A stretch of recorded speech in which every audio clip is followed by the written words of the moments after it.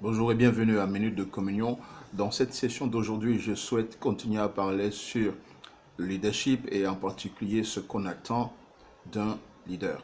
Et je voudrais aujourd'hui ajouter trois éléments que j'aimerais partager avec vous sur ce qu'on attend d'un leader. Premier élément, le leader doit être en mesure de créer un environnement qui soit favorable au déploiement de tous les talents des personnes qui marchent avec le leader. Les gens ont besoin d'un environnement sain, un environnement approprié qui permette aux talents de se déployer. Et une fois que cet environnement est créé, il faut que le leader laisse les talents s'exprimer. Il faut que le leader puisse avoir suffisamment de confiance, suffisamment de foi en ces personnes au point de croire que ces personnes sont les meilleures pour pouvoir faire le travail.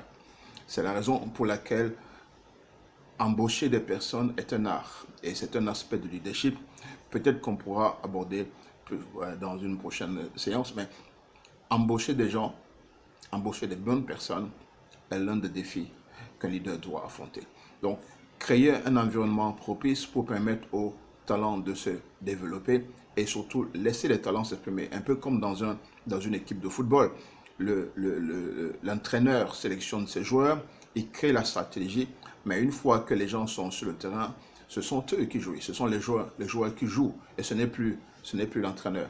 Donc, créer cet espace où les talents peuvent s'exprimer et s'assurer que chaque potentiel puisse s'exprimer au maximum. Et éviter ce genre de leadership où le leader pense pouvoir tout faire. C'est ce qu'on appelle le micromanagement et ce n'est pas bon pour les leaders d'un certain grade. Deuxième élément que je souhaite partager, que je souhaite ajouter, c'est le leader doit, on attend du leader qu'il puisse enseigner les gens, qu'il puisse surtout enseigner de la manière que les gens puissent apprendre. Et surtout, le leader doit être en mesure de détecter les moments favorables à l'enseignement, parce que ce ne sont pas tous les moments qui sont favorables à l'enseignement. Si les personnes ne sont pas disposées à recevoir votre enseignement, vous allez enseigner, quelle que soit la beauté de l'enseignement, ça ne passera pas, ça ne servira à rien. Donc le leader doit être en mesure de détecter ces moments-là où les gens sont prêts à apprendre et pouvoir un leadership approprié. Troisième élément et dernier dans cette série, le leader, à un moment donné, quand un leader grandit, le leader doit être en mesure de s'asseoir derrière. Qu'est-ce que je veux dire par là?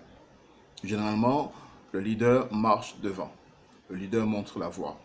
Mais à un moment donné, quand on devient suffisamment grand dans le leadership et qu'on entoure des personnes, et surtout qu'on ait formé les gens, qu'on se soit investi, qu'on a équipé les gens, à certains moments, le leader doit apprendre à s'asseoir à l'arrière du train et permettre que l'un des leurs puisse prendre la locomotive et partir. Et bien sûr, ça suppose que le leader a formé des personnes, il s'est investi dans ces personnes, il a équipé ces personnes, il a marché avec ces personnes et il croit que il y a telle ou telle personne à un moment donné peut prendre le lead dans un aspect de la vision à un moment donné.